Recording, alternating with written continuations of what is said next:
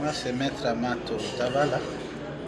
Je suis au service de l'IFA pour accompagner les comités sectoriels fonciers dans la fonctionnalité, dans l'effectivité, dans l'encadrement des comités locaux de concertation sur le foncier. Alors, que représentait pour vous cet atelier de restitution des 2 jours?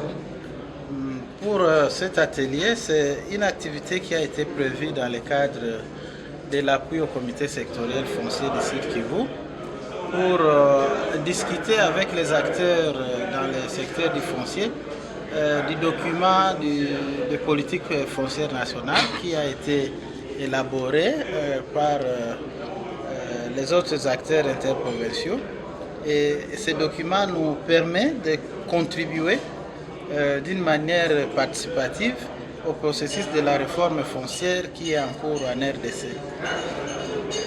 Et voilà, et la politique nationale foncière en RDC, est-ce qu'elle va dans le sens d'en finir avec les conflits fonciers qui font encore rage en province, notamment? Oui, merci beaucoup pour cette question. Normalement, en lisant les documents de politique nationale, vous sentez que le souci est exactement de mettre fin à toutes ces diversités de législations qui ont créé des conflits, à toutes ces confusions et lacunes qui existent dans des lois, pour qu'on arrive à une législation plus claire et qui facilite la gouvernance foncière.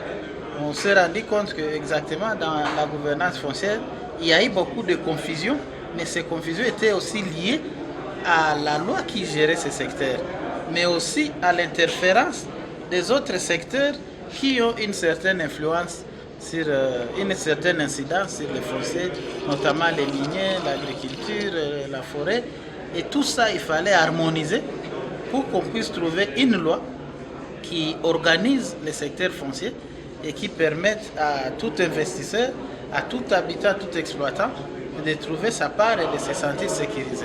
Qu'est-ce qu'on peut retenir pour l'essentiel des recommandations issues de cette rencontre de 2 jours?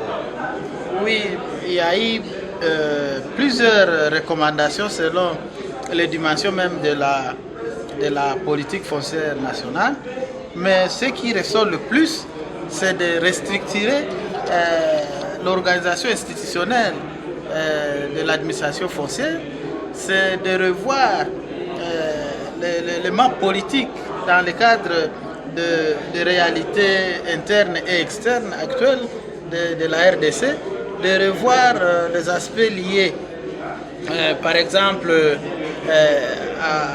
aux droits des particuliers par rapport aux droits de l'État dans la gestion foncière, quel sera le rapport entre l'entité décentralisée et le pouvoir central dans la gestion foncière.